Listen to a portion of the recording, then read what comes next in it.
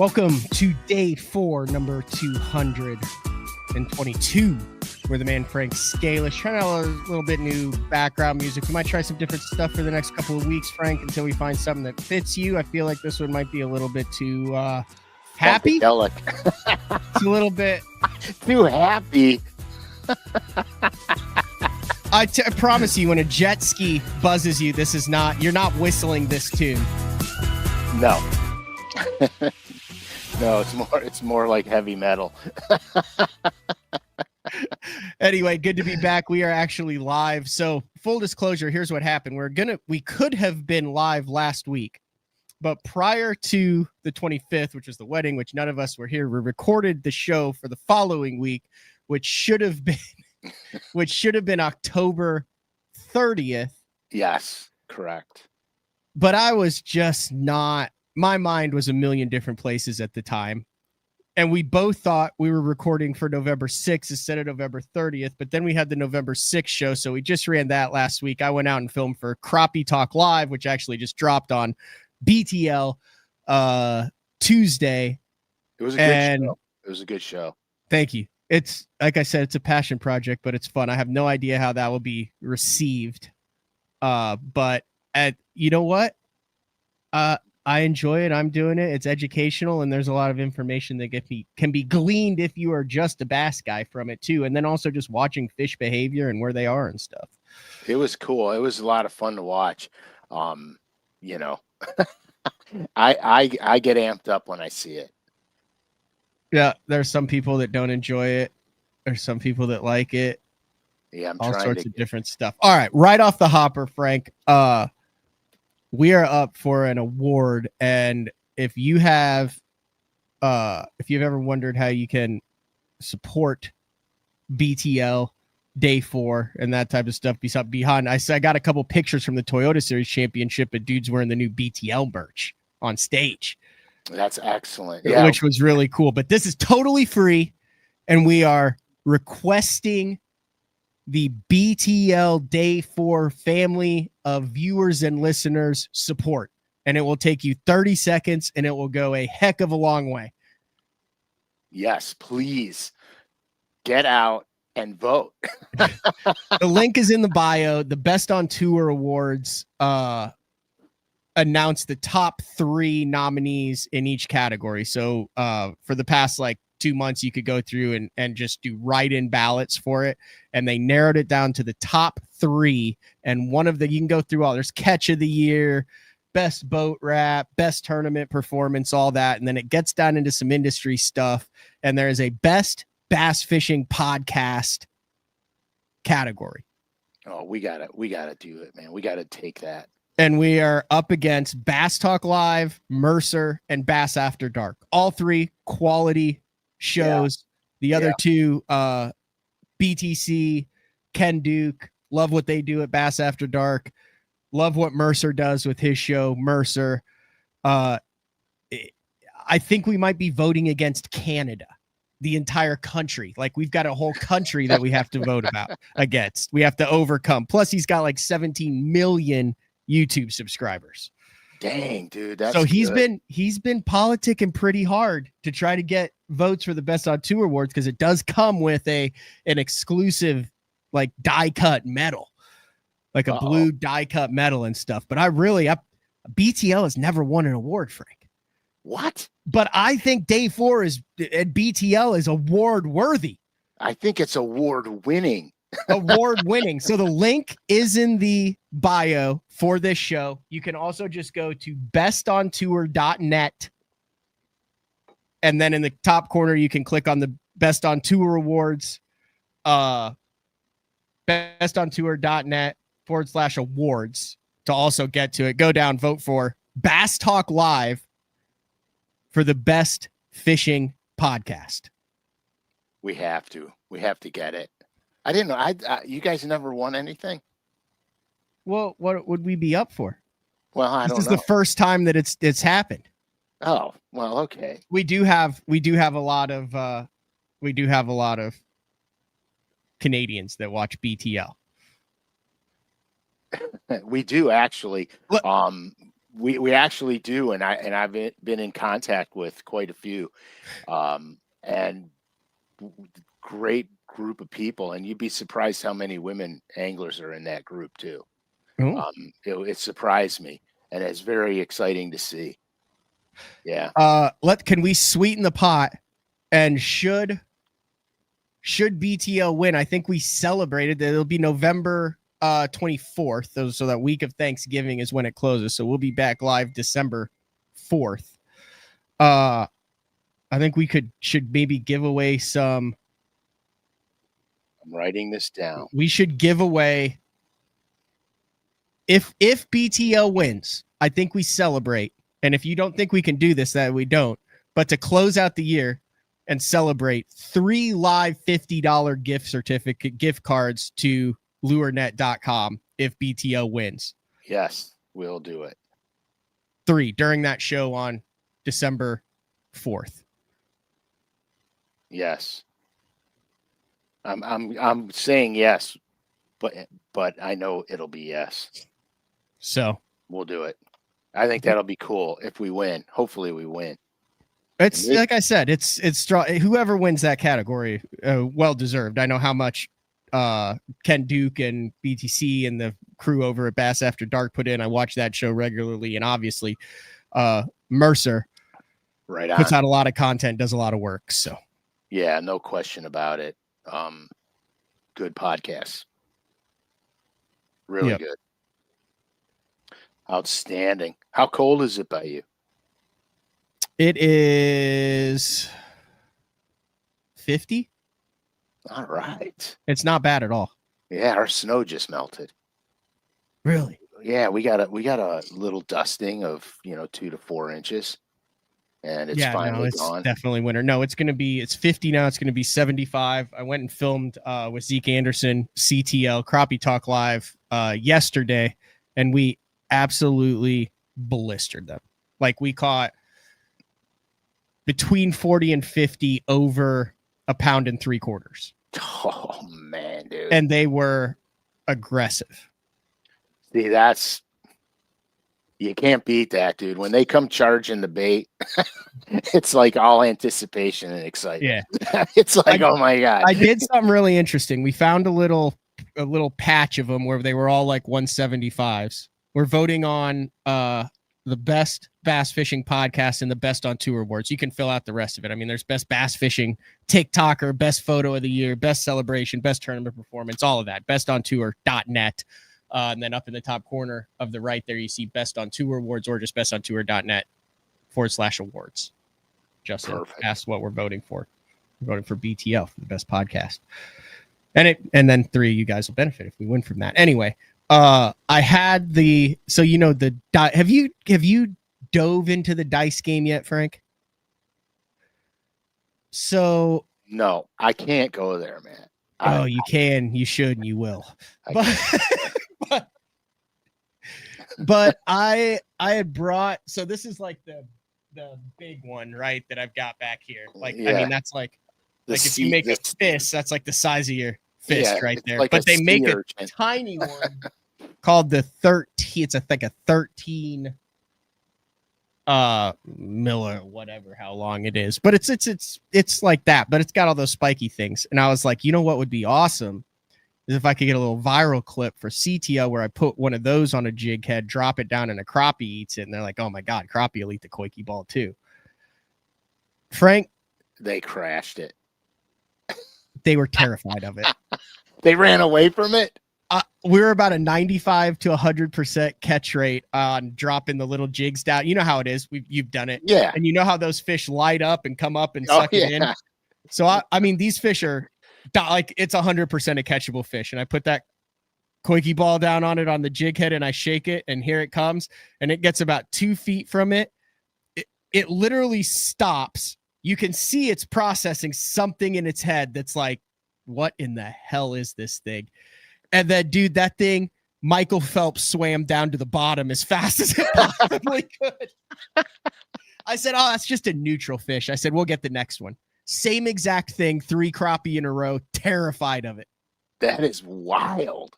Absolutely terrified of it. I don't know why. Zeke was going, he goes, there's no way. I said, it looks like an alien. I said, I think they're going to eat it. He's like, no, they won't. I said, I'll bet money that they'll still eat it. Cause they did not eat it. Holy smokes, man. Not just not eat it, but scared of it. They bolted from it. Yeah. That is wild, man. So if you're fishing that thing and you get bumps, you can't say, I think that was a crappie bite. No. You can't say that. Definitely not. So yeah. So, you know, what's weird, dude? So I went out fishing, I think it was a week or so ago. And the water temperatures dropped significantly. And I was out there and I was throwing, this might have been 2 weeks ago. And I was throwing a square bill, a jerk bait, a jig. I'm going through in my head everything I had on. I had a lot of shit out. I had the yard sale. We call that a yard sale day. I had two crankbaits on, deep divers, because I usually catch them really good in the winter on big crankbaits, but it's got to be the winter. I had a chatterbait out. I had all kinds of stuff out. And so what I wound up catching them on was the square bill, the chatterbait, and the jerkbait, and the jig. So I had got onto a little something where these fish were in the first quarter mouths of the creek. And it was pretty predictable. As the morning progressed, I said, I want to go check my main lake stuff, because I know in the wintertime they get on some of this deeper structure and I can plaster them. So I went out to the deep stuff and it was literally vacant. It was like vacant. I'm like, wow, that's highly unusual. So the day ends. I went and I caught. Before I went home, I went out and I caught 8 crappie and brought the 8 crappie home. I caught about 30, but I only kept 8 of them and brought them home.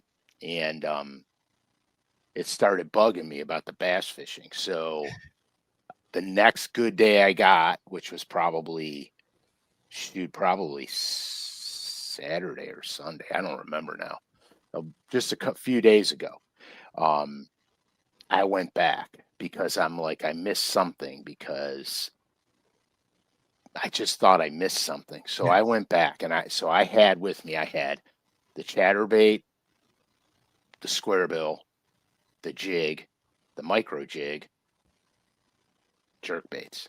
So here's what happens. I'm like, okay, maybe I needed to get real slow on them, drag the micro football jig down there. You know, maybe I was rushing a little bit. So I go back out. I know they're in the first quarter of these creeks. So I am like hyper focused.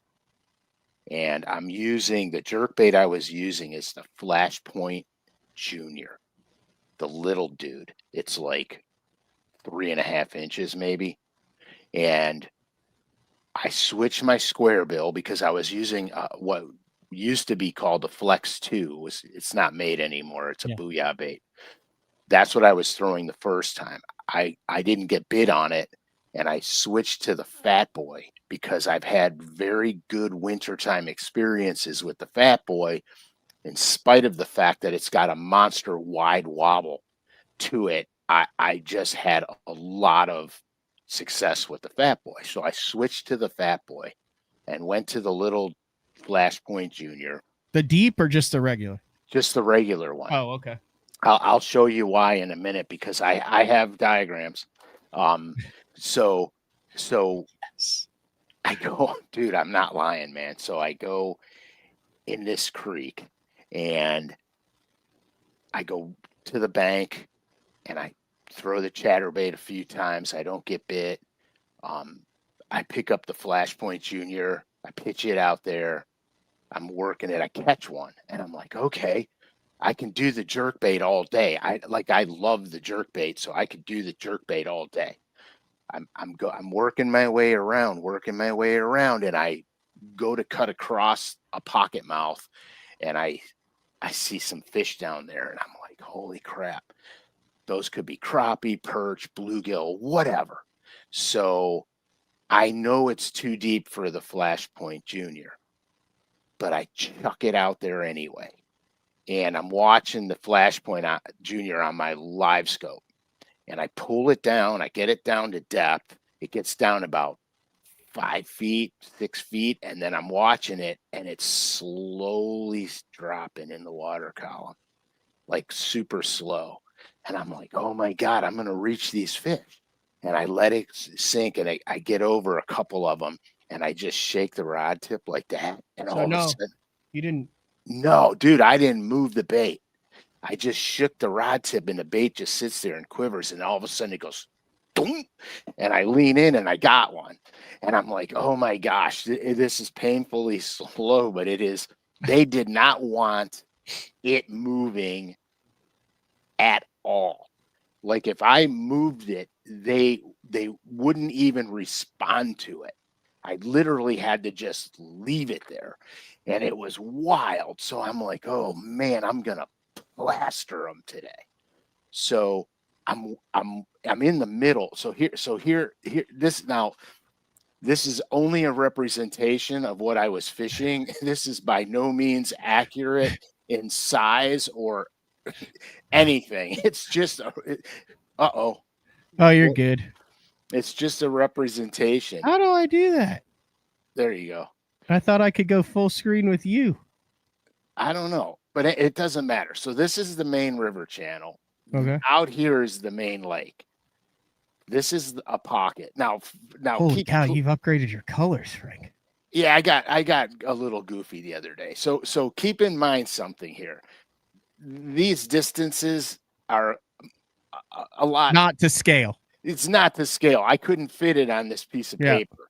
So at any rate, so initially, okay, I usually catch them out here in the winter. I usually catch them out here. All right. As winter's approaching, I get them in here, over here, and over here, right where the deep water ends. If this lake doesn't have grass in it, okay, I wish it did, but it doesn't have grass in it. Because if it had grass in it, this is where I would be focusing in the wintertime. Right where the deeper water meets the grass flats is where I'd be focusing. But this lake doesn't have any. So they sit in here also in the wintertime. So when I came in, when I fished my way in the first time, I caught them here, out here, and I caught them out here, and I caught them in here, and I caught them in here. The obvious places I caught them. So when I cut across this thing and saw all these fish out in the middle of these pockets here, I thought, oh, field day time. I'm going to have a field day. So I go in there and I catch a handful on the jerkbait. Then I picked up a minnow. I forgot to say that I had a jig of minnow on too. So then I picked up the minnow and I caught a bunch on the minnow. And I said, well, let me get back to the square bill. So I had picked up a Norman Fat Boy. It's a paint job that, I'll be honest, is coming out, I think, next year. And it was, the watercolor was perfect for it. And I said, I have to throw this. So I picked it up and I immediately went to the bank and I catch 4 in a row. And I'm like, what? They're out here, they're up there, they're halfway between, they're in all different places. And so I'm like, what is going on? So I decided that I'm going to use this smaller creek as my pattern developer, if you will, and then I'm going to advance to a bigger creek, because once I know what's going on in the smaller creek. Classic day 4 strategy for those who haven't watched all 221 prior to this. Yeah, correct. So once I know what's going on in here, I could translate that to the bigger creeks and not waste time. So I leave there, and it's painful because I'm running by spots that I know they winter on in the main lake, and I'm running by them all. And I get to this other creek, and here, truth be told, I didn't fish this creek ever. So just matched the pattern. Yeah, I just matched the pattern. The reason I picked 3 of the creeks that I picked one, I fished before, two, I've never fished before. And all I was trying to do is duplicate. So by the time I get to the second creek, the only thing I got out is the flash point. I have a junior and a junior deep, the square bill, the fat boy, Norman fat boy, and a jig and minnow. Because those three baits were giving me the most bites, and to be honest with you, it almost split evenly, a third, and a third. I will say I caught a few more on the minnow, but negligibly. So it was literally a third, and a third. And so I go in this creek, and the first thing I do is I said, well, I'm going to do this in order. I'm going to go to the bank with the square bill first. So I go to the bank, and there's a floating dock where you drive jet skis on them, them plastic things. And you sank it. I sank it, and I roll cast. You didn't. Okay. No, I roll cast the fat boy up against it. I get two reel turns. Boom! I got one, and I'm like, okay, I'm gonna hammer him. I go to the other side. I catch another one off the other side of it because it was like 4 of them black things wide. Mm-hmm. So I go through here, and I catch them. And then there's a point where I stopped catching bass in the little creek. So I'm like, how far back are they going in this big one? Because little creeks are easier to manage. So how far back are they going? And lo and behold, it was like in the little creek, it was about a third of the way back. And it was the same thing in the bigger creek, about a third of the way back. And then I couldn't get bit. So when I worked all the way to the end, because I wanted to make sure that I wasn't missing. So you're basically, once you thinking third of the creek, like when you get halfway, when you get 3/4, hey, I am just making sure that I'm not missing anything. Is there something in your mind that's going, God, I hope I don't get a bite way back here? 100%, 100%. Because I'm like, if I get bit back here, then blows up everything you've been working on. Right. Then all of a sudden I'm back out to having 10 rods in the boat. Okay. And all that. So I do this, and as soon as I got to that third mark, the bites stopped, like completely stopped. So on the way out, that's when I picked up the minnow and the jerkbait, because now that I know I've done the bank, now I'm going to meticulously cover what I didn't cover. Well, I found structural stuff in this creek, and every old road beds, rock piles, big giant stumps like the size of the front of your truck. Every piece of that stuff had fish on it. Wow. Water temp? 48. Wow. Every piece of that stuff had fish on it. And I caught everything. I caught perch, bass, crappie, bluegill. I caught everything. And it was so wild, because the one thing that I noticed more than anything was once I got past to where I was catching fish in the smaller creek, that first third, it was almost void of fish. Where was the bait, Frank? Was there bait? There was bait in the centers towards the mouth. Okay. There was not a whole lot of bait once I started getting back. The farther back I went, the less bait I saw. I just experienced that the last 3 days. Isn't it crazy? In Oklahoma, it's 52, 53 degree water. I think the lakes it's not great right now just because of the massive weather drop we just had. But what you just described was, I went to 3 little lakes, 1 big lake, and all the bait was at the mouth of either the one main creek in it or the mouths of the deeper cuts. And I would say, we need to get back in there because it's still water in the low 50s. Yeah. And it would get back, and there would be no pieces of bait. No. There in Oklahoma, they were still out in that first third. Yeah. See, ours already moved up. They moved up a month ago. And I think they're finally starting to transition into their winter locations, which is what we're going to talk about now. Mm-hmm. So since I have this map, I'll do this map real quick and easy. And then I want to I'm going to go to a Navionics map. So in reservoirs, all right, you're going to have main lake wintering areas and you're going to have creek wintering areas. The creek wintering areas are the easiest places to find them because they're concentrated. The main lake areas is much more tricky because you have to cover a lot of water to find the fish. And remember, in the winter time, in the warm months, fish occupy much wider range in the water column. As the water gets colder and colder and colder, so does the bass's range. One key in the winter is bass will prefer a little steeper break versus a gradual break. Now, this is only true if there's lack of cover. If the gradual breaks have cover on them, they'll prefer a depth range, and then it's up to you to figure the depth range out, and that can vary from day to day because bass will suspend or not suspend according to where the bait fish is and what's going on. So they want a little steeper break, and that doesn't mean a bluff wall. Okay, it could mean a bluff wall, but it doesn't mean a bluff wall. It's just a steeper break in the contour line.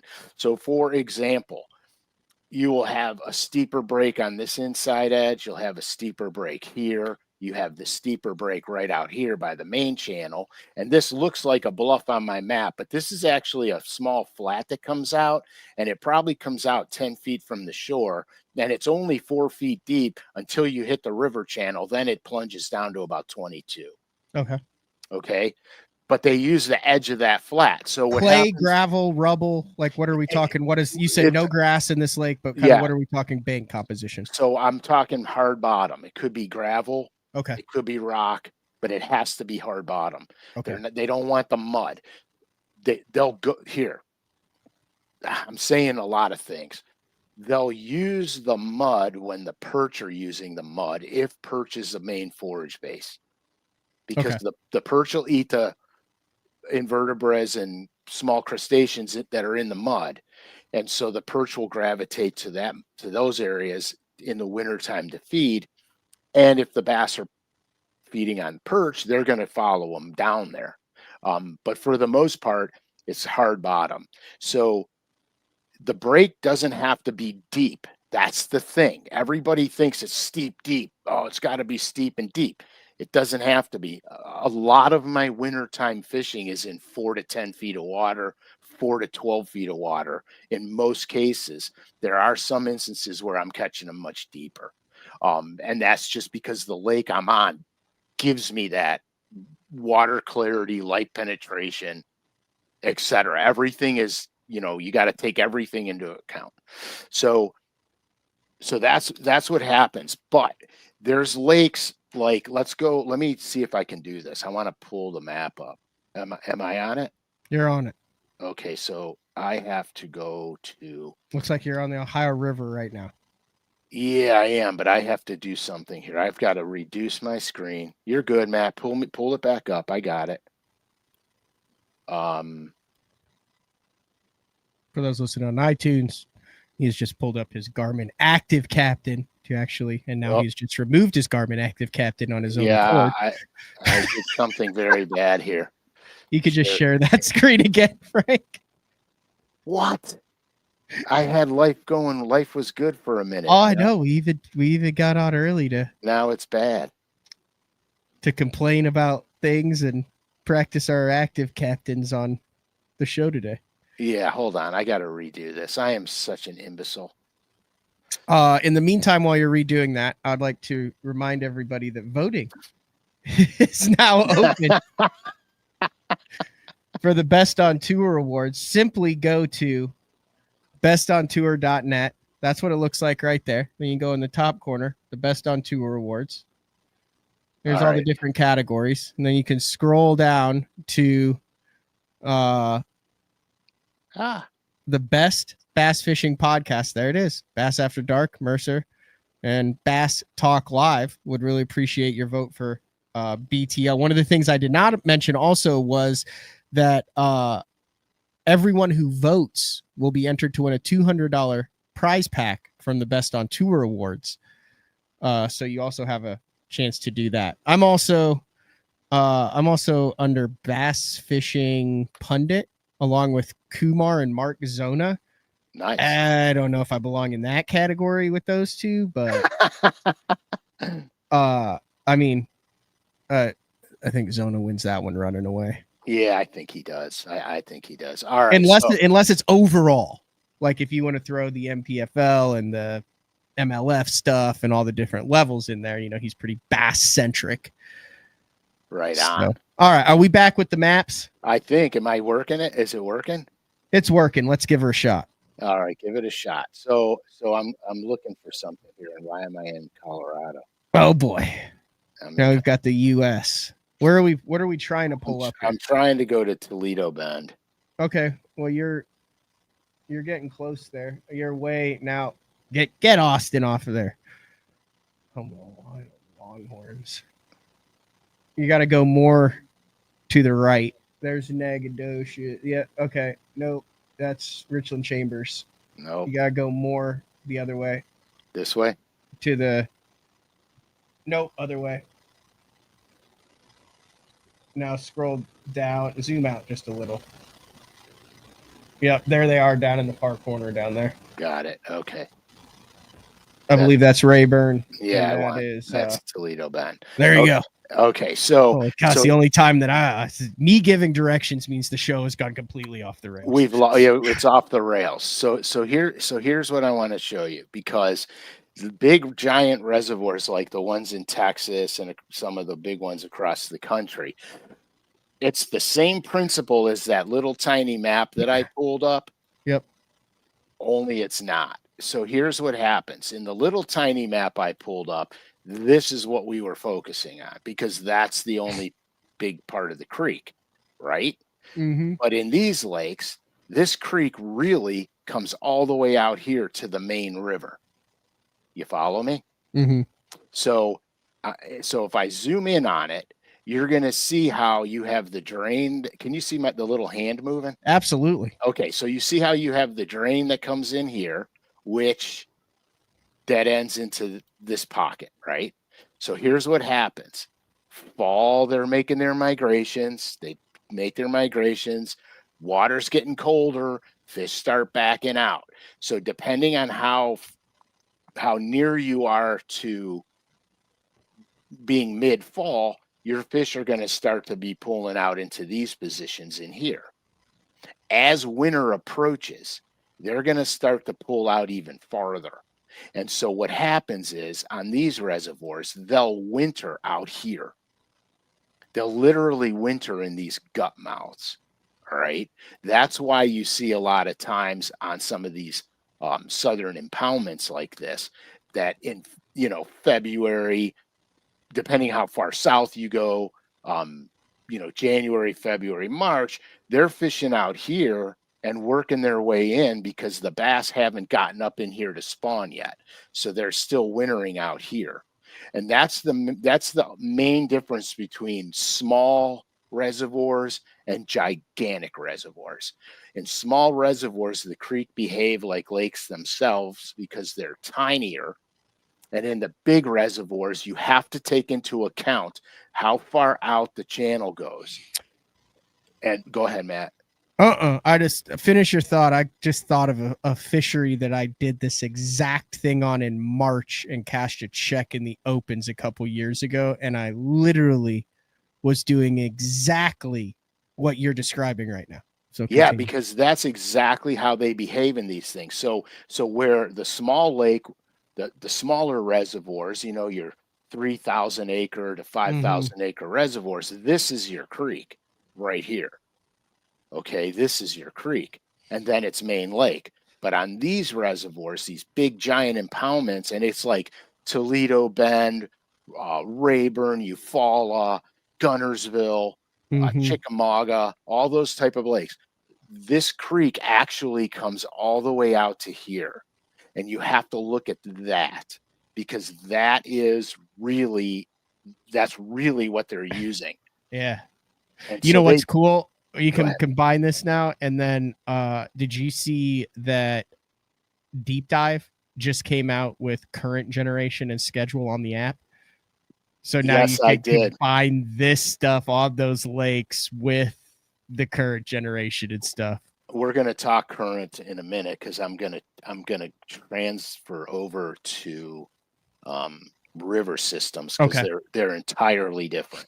Okay. But so anyway, so here's the deal. So now in the wintertime, I'm focusing on areas like this transition, this inside swing here, and this area right here. Because when you see guys that are out there and they're throwing an A rig, for example, and just pummeling fish, that's because they found them suspending over the main gut of the creek channel. So the micro football jigs, the jerk baits, etc., they come into play when you actually have contour lines and shallower areas that the fish will relate to. So they'll suspend. See how steep this is? Mm-hmm. So in the wintertime, here's why fish prefer steeper breaks. In the wintertime, it's easier for them to rise and go down than it is, for example, to swim all the way over to here. So they're not going to make this big travel move in the wintertime. It's easier for them to sit out here and just go up and down. They don't have to cover a lot of water. They can do it with their air bladders, essentially. And so that's why these spots become important. Now, I wanted to show you this for a reason, because this is going to play when we transfer to the river systems. This is going to play. So remember, summertime, the fish will be out. As fall approaches, they're moving in, and they're going to hold on all the usual suspects, steeper breaks, inside curves, inside swings, and they're going to use this creek channel edge as a roadmap to get where they got to go. Then they'll spawn here in the spring, and then when spring is over, you're going to summer, they're doing the same thing on the way out. Mm-hmm. So when you catch them before the pre-spawn out here, you could go at post-spawn and catch them out here too. They're using it like a roadmap. But this is important. This is important right here. So I'm gonna switch gears unless you got questions. No, all I was gonna say was this is exactly so one of the lakes that has all these, and it was the first time I had really fished a lake like that. It was Lake Washita in Arkansas. Oh yeah, that lake is so clear too. And dude. yeah, but the entire bite was predicated around the bass's position in the drains. Yeah, 100%. And it literally was like you could look on the map at the drain based on what was behind it, how its proximity to the main river channel, to major lake arms, things like that. And you know, after I'd kind of done exactly what you just described with the pattern, I started running around, and then I found one that just had bigger than average fish in it. And that was the one that I ended up fishing in. But it was like one of those things where there would be 100-yard section in every drain. And if you weren't paying attention, it would be like, oh, I'm catching them out of every drain, but not really good. But what you were really doing was you were catching them really good out of one small section in the drain, but they were in that section in every drain in like the whole bottom third of the lake. And then they were in a little bit different section in the middle third of the lake, and then top with based on watercolor, but exactly what you just described. And I think I ended up finishing 20 something in that tournament in the open. Perfect. But it literally awesome representation there. Yeah. So now I'm going to go to a river. And the reason I'm picking this is because I'm very familiar with it.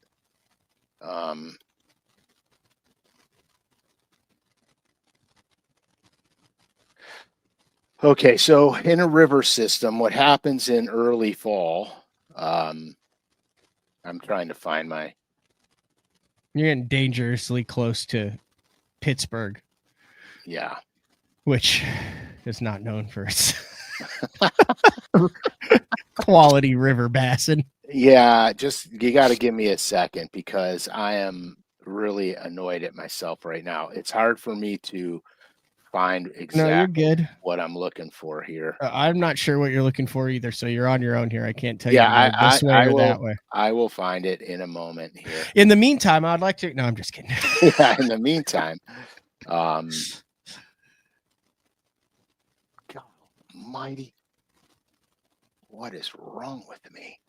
What are we looking for? I found it. Oh Okay. yeah, that looks good. Okay, so here's what happens. This is just happens to be the Ohio River. Okay, so here's what happens on these big river systems like this.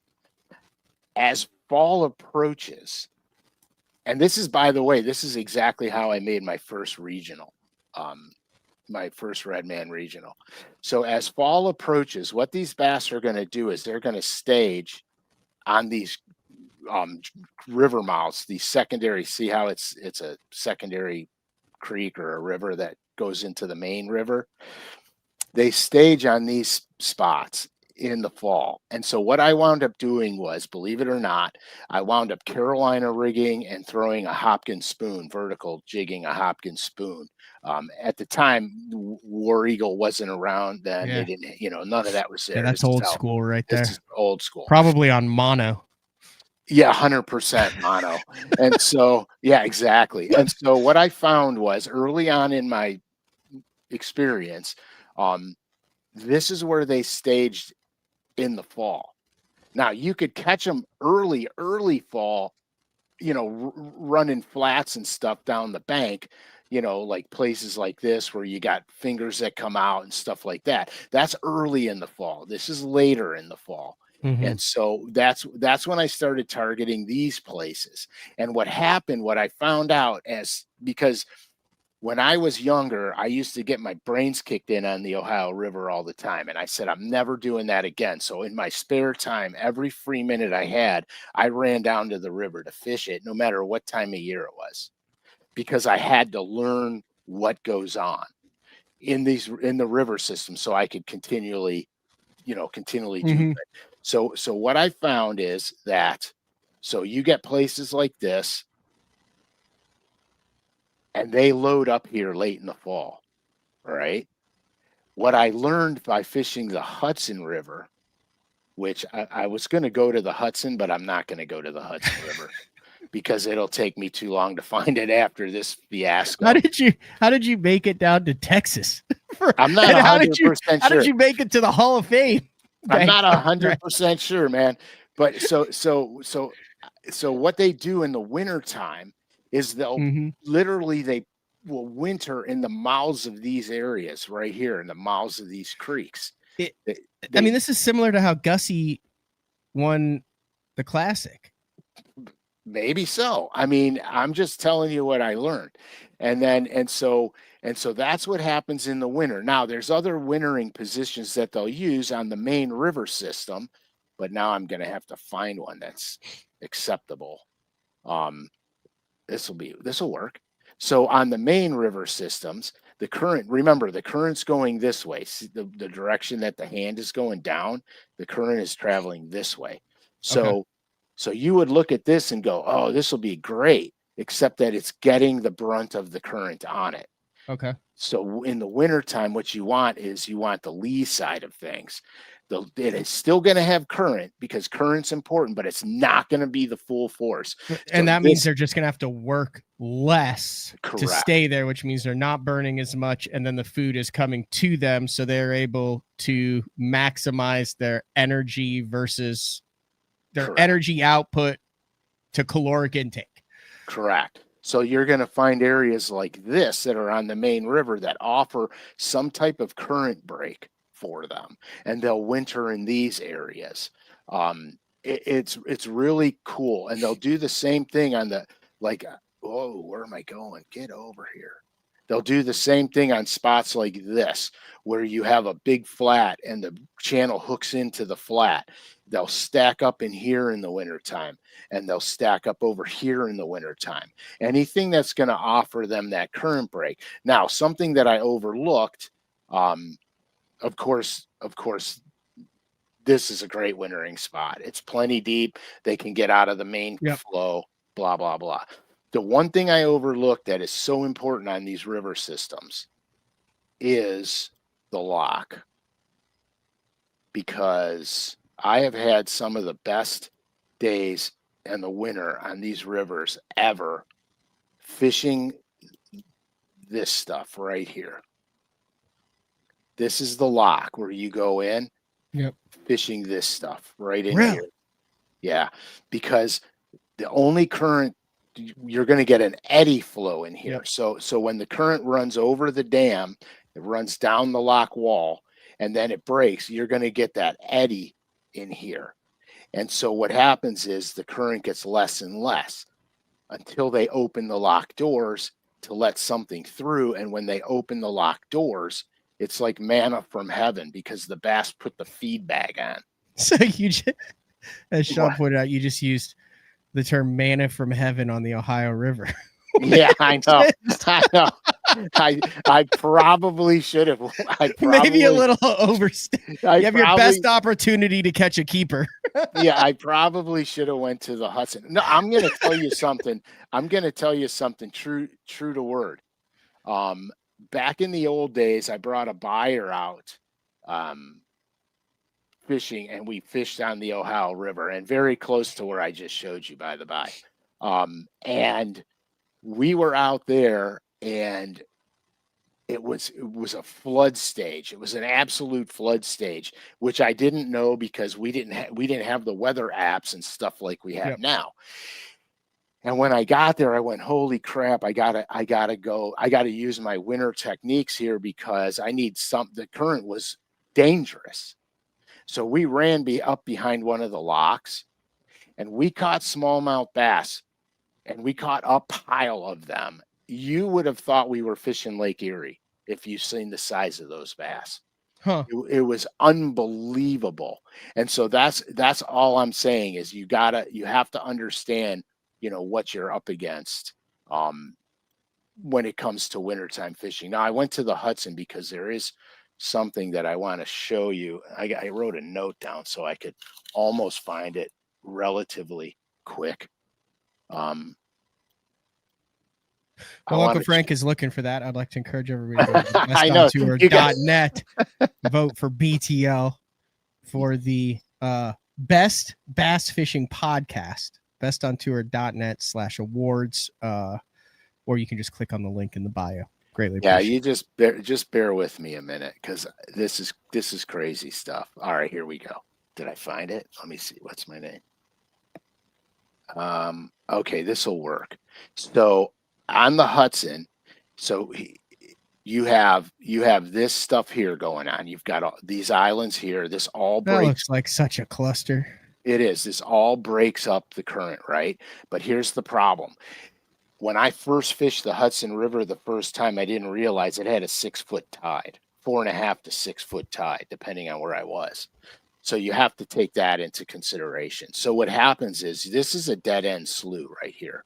So they will actually winter in the dead end slough. But because you have a 4-foot tide, you aren't going to get them back up in here because the tide's too strong. But you'll get them back in this ditch area over here on them. So you have to be smart about what you're looking at depending on the body of water. So as it hooks out here, this is a major winter holding area. Now you also have one out on the main river system. You see how the current goes down this way. You see how this hooks in like that. This is perfect because you have a 15-foot shelf over here. You have a good inside swing to help block current, and the fish will be plastered right up against this swing, by the way. Mm-hmm. And this is a perfect wintertime area for this type of river system because remember, this is a tidal river. And so all tidal rivers will behave the same. Mm-hmm. But that's why I wanted to show you. The other thing I wanted to show you is this area right here, because this is super important because we know that the main current's running out, but when the tide shifts, then you got the current coming back in. So this spot here offers them current breaks on this side when the current's one way, current breaks on this side when it's another way. They have a nice deep spot here where they can really tuck back and get out of the current no matter which way it's going. This is textbook. Hey, what are those squiggly lines on the damn map, Frank? I've always wondered that. Ferry crossing, maybe. I'm gonna guess if I'm a betting man. I've seen those. I've never known what the hell they're for. Yeah, and then also I would assume that the pink lines are is the channel, because sometimes you'll get on the lakes and sometimes those pink lines will just go take off across a flat or something. There's that like a this boat one right lane or here. what? Yeah. That's for the barge traffic. Okay. So they don't hit anything. But yeah, so someone said maybe an underwater power line or something there. No, this is for navigation. No. I'm talking about the squiggly. See how random they are? Like zoom out. I have noticed those, like those say overhead cables right there. But I have noticed those on a ton of fisheries that I'm on. I have no freaking clue what they are. Or like the red circle things too. I've never understood what those are for either. Oh, these things. Yeah, what are those for? I have no clue what those are. I don't know. I've never known that. I've always wondered that for years. I figured you would know that. I don't know. I don't know. But yeah, so that was a different kind of turn. So sorry, completely unrelated. Back to okay. So anyway, so this is the kind of stuff you're going to look for, and it's close. They're close enough to good feeding flats, so when the tide is up, they'll feed on top of these things, even though it's wintertime, because it's super steep. They don't have to travel far to get there, and so that's what you got to keep in mind. But anyway, believe it or not, I thought about this because of my experience the last 2 times out. So why on earth, how on earth we got to those places from Cleveland, Ohio is beyond me. I love it. So yeah, so that's that for the map. I have a couple questions that have come across for the past 20 minutes that I've favorited. Do you want to knock those out really quick? Yeah, let's bang them out. All right, this goes back to the reservoirs and where you're catching them, Sean. And we've kind of covered this in the past. Sean wants to know, does Frank ever use Megabass 110s, or is he strictly throwing lure net? No, I use all kinds of stuff. I have Strike King jerk baits. I have flash points. I have pointers. Lucky Craft stuff. I don't do a lot with the Megabasses. I just don't fish them a lot. I can attest. I have seen your go-to jerkbait boxes, and I think you've got maybe 2 Megabass, 2 or 3 total, like in all of your stuff. Yeah. Like what you throw is probably 75 to 80% Pradco stuff, whether it's a Rogue or a Flashpoint or some other model of that. And then, so I have some Pradco baits that are discontinued. Yeah. That I live on. Like the TX3, that series. I live on those baits. But that's just me. And then I took a walleye bait and I suspended it and made it into a bass bait for jerk baiting, the 24A. That's what you threw on Zona. Yeah. That was awesome fishing show when you blistered them. 100%. So I do a lot of things. I tinker. Well, this is great. This is actually a great question. This is a really good question. So I tinker a lot with situations that I encounter. One thing that I realize that a lot of anglers make a mistake at in the I'll say mid-fall range, I think they're using lures too big. I downsize my baits because the shad, the bass are going after little 2.5-inch shad. And so I downsize my baits. So that's why I chose the Flashpoint Junior in this instance, or the old Excalibur jerkbait, which is 3 1/8 of an inch long, because the bass are targeting that smaller bait. As the fall progresses and winter becomes, you could start to go larger and larger because the food choice that they make is going to be one that will sustain them for longer periods of time. So they'll go after the bigger baits. Here's the tinkering thing. So this is so unbelievably unrelated. It's actually not unrelated. So there was a bait a million years ago. Cotton Cordell made it. It's a tiny little crankbait, about yay big. And I have a buddy of mine. About 2 3/4 inches for those on iTunes. Yeah, 2 3/4 inch. And it turns out it's really good in the wintertime. You add lead to it, make it suspend.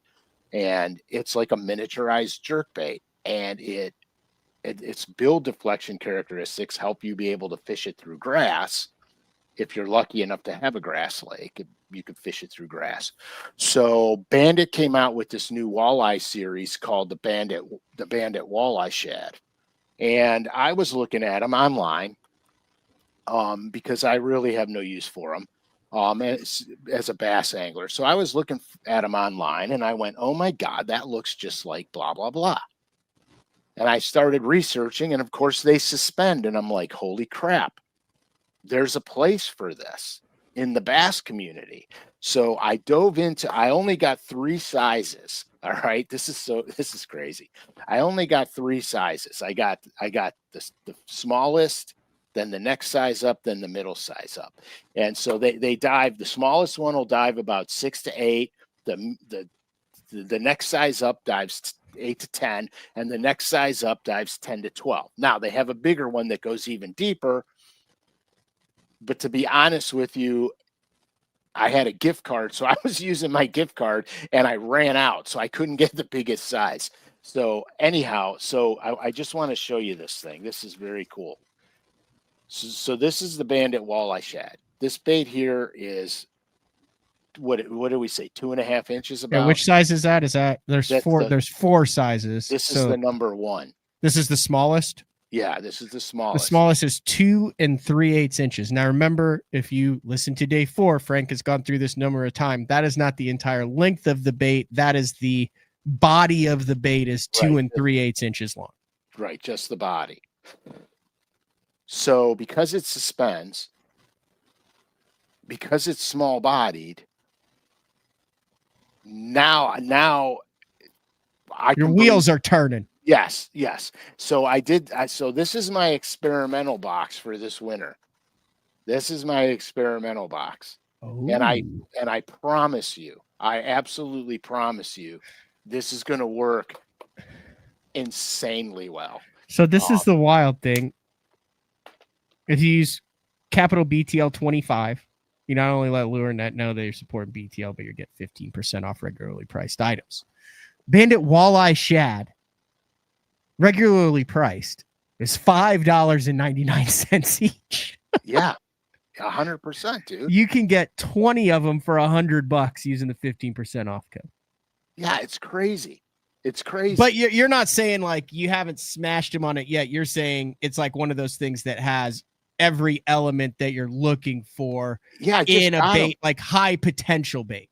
Yeah, I literally just got him 3 days ago. I mean, there's no way that is not going to work.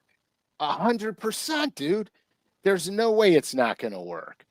And so, and the cool thing about it is that the bigger size, when the bass get back on the main lake, the bigger size. Oh, that would work so good.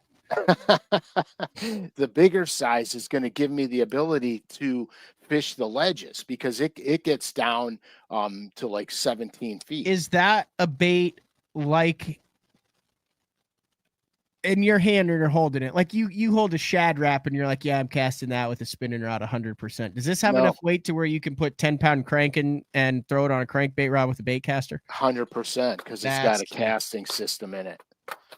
Which is the other reason why I was gravitating towards it. You hear it? Mm-hmm. Oh, I got to do it over here. I could see that in the clear pattern right there, like on the real like Highland reservoirs with spotted bass in the winter. Dude, I could see that in my basement getting my paint jobs on it. That's what I see happening with that clear one. What colors did you go with? Okay, I went with that color there. Oh, sorry. Which I don't know the names of all. I've got them all right here. Blue Shiner. I went to Blue Shiner, chrome blue and orange. Here, I could show you. I'll show you the bigger ones since they'll stand out. Yeah, I just wanted to see in case people are going to try experiment along with it. Sean says that he only throws $25 plus lures, so he feels bougie and Japanese when he loses them. So I got typical blue, chrome, and orange. Mm-hmm.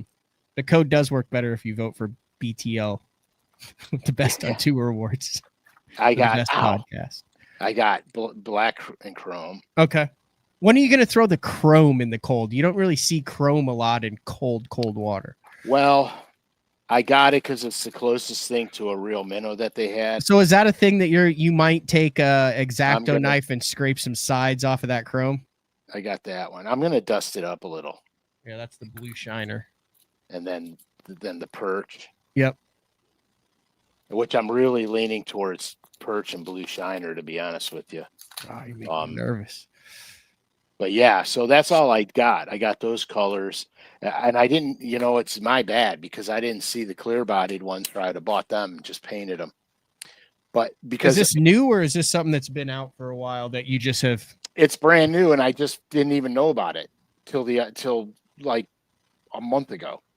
I'll tell you what, they're going to be over at their LureNet headquarters, and all of a sudden there's just going to be a hot run on bandit walleye shads in about 20 minutes. Well, be going, what the hell is going on over here? Well, but we were talking about tweaking stuff out, and you guys know that was perfect. I have to screw around with everything because nothing is status quo. But sometimes those little minnow baits in the winter are deadly, and and the reason I took the perch color is because it's perch and bluegill.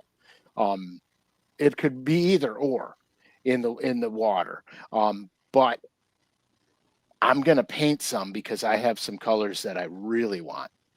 And so I'm going to paint them because they're essentially they're a walleye bait. So they're not going to have, they have like 4 or 5 colors that will appeal to a bass guy. And I think it needs more. I think it needs more, but I have to go prove it first. Like, so. I don't I think that these things would work. I just don't think people throw them. Like the Wonder Bread. This is Fruit Dots right there.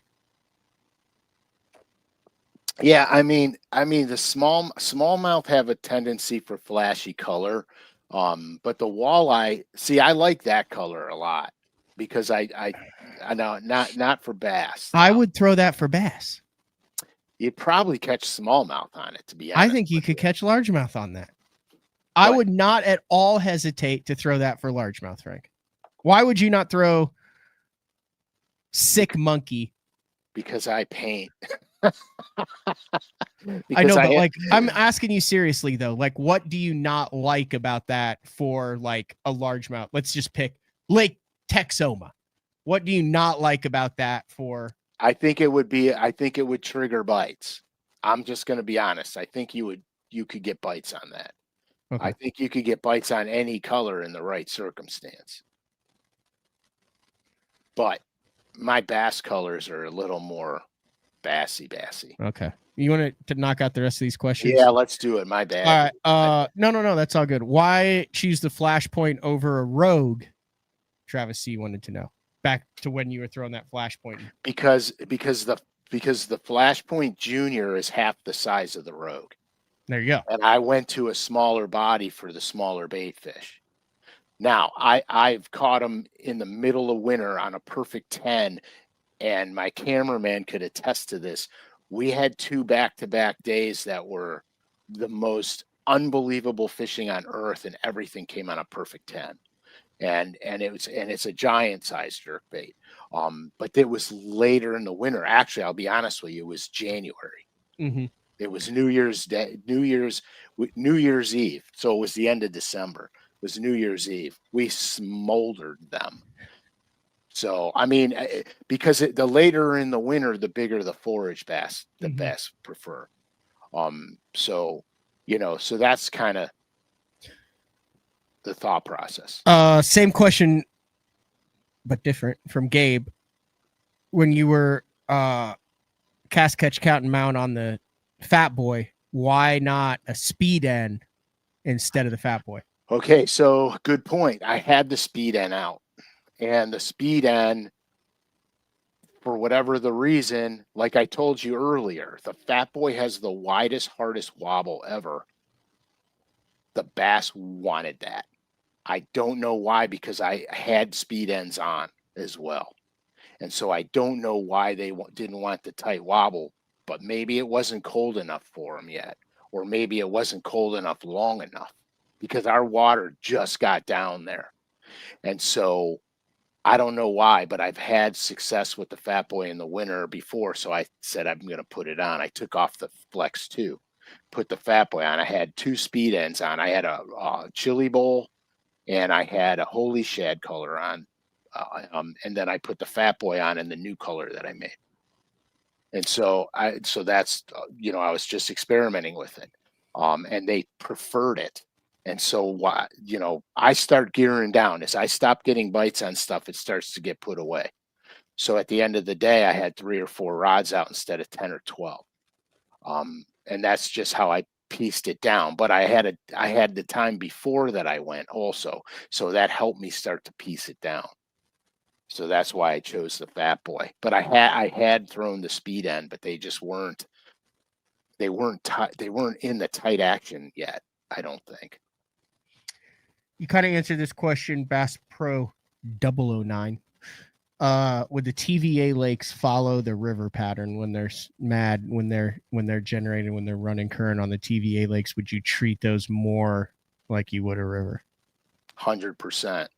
100%. But the TVA lakes are a little tricky because they don't always run the current hard. So when they run the current hard, the bass will feed. And so you have to keep that into mind. They'll have standardized wintering places that would apply in all reservoir situations. But when they start running current, those fish feed. They're predicated on it. Like Lay Lake is 100% predicated on current flow. The minute Lay Lake starts moving water, those fish go after it. They'll take the usual normal places, but the minute the current goes on, it's almost like you're in a different body of water. And then Frankie, are you fishing up current or down current? In the winter, I always fish with my nose into the current. I never fish. So if you take your foot off the trolling motor, your boat's going backwards away. Correct. Your boat is going away from the structure that you are fishing. Correct. That's the easiest way for me to remember that. Yeah, I think it's just it's a much more natural presentation. I can't stand to fish river systems the opposite way the current's going. I have to be moving into the current. So with the current, you do not fish river systems with the current. You always Correct. fish river systems against the current. Correct. When you take your foot off the trolling motor, you want your boat to be going backwards. Correct. 100%. That's the easiest way to remember it for those who are here. Listen, directionally, mentally, well, not mentally challenged, not mentally challenged. Some would say that. But what do they call it? Directionally challenged. Like if someone said, like I said, if someone says turn east on 5th Street and then wet, I'm like, can we do that in left or right? Here, I always put my nose into the current. There you go. I like that.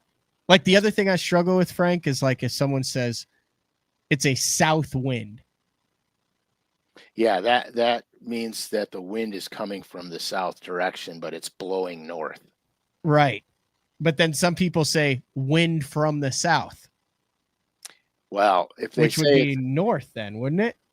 No.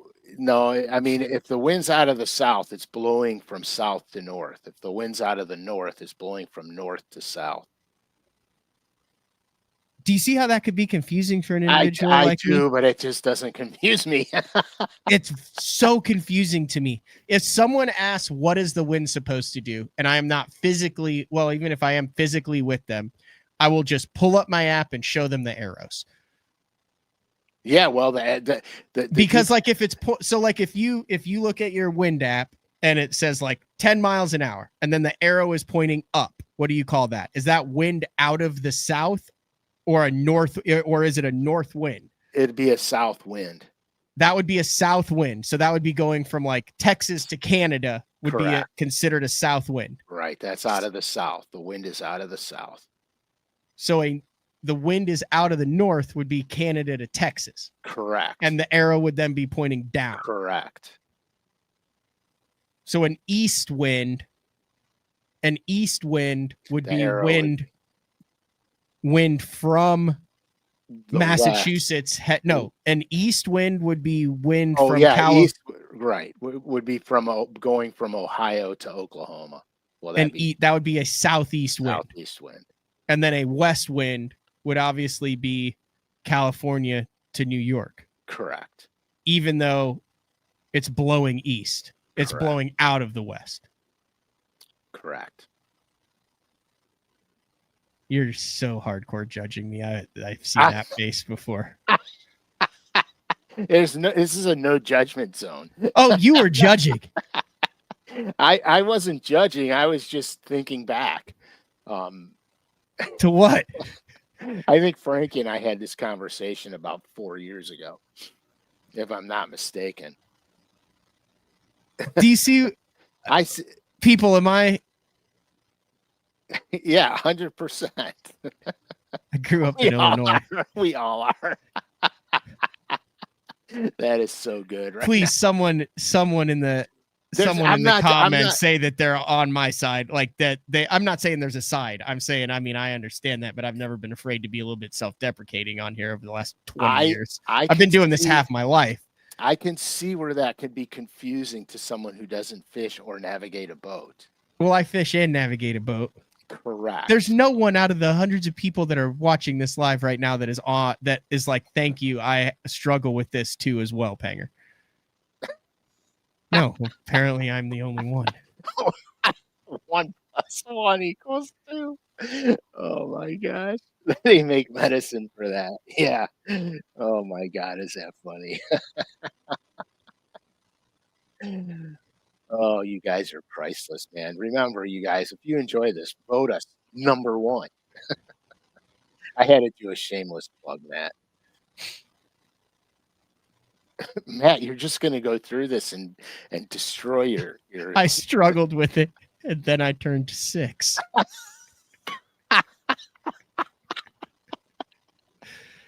Oh my God, that is so good. I love it.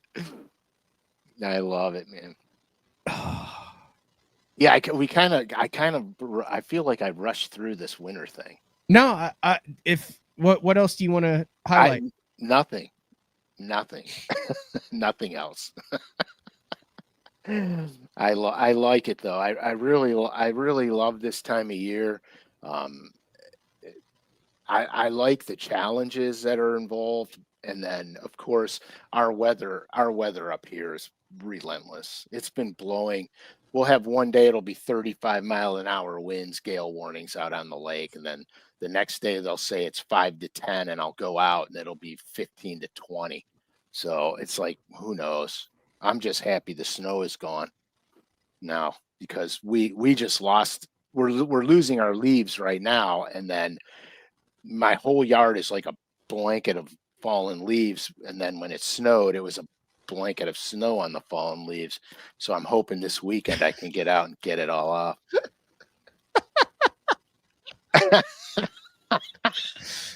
Best Friend 009 wants to know if it's too late to change his best on tour best podcast vote.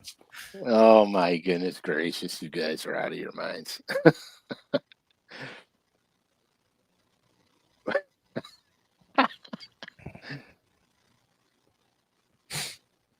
Oh man, Matt, don't do this to yourself, bro. I'm totally fine on this. I see your thought process though. Yeah, that's. I mean, no, 100%. Hey, let me ask you a question, Frank. How did Frankie's St. Jude benefit tournament go? Oh, dude, it was really good. They had a pretty decent showing. I was shocked. Yeah, good move.